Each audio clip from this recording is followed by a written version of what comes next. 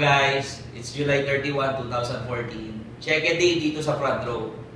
So ito, actually kakakuha ko lang ng check ko ngayong linggo. So pakita ko sa inyo. Ayan. July 31, 2014, ang check ko isang 81,000 plus may kasama siyang 39,600. So ang total nito 120,600 plus may kasama pa siya, nakikita nyo, 34,000 to na gift certificate. So, ang total nito is 154,600. In just 1 week dito sa front row.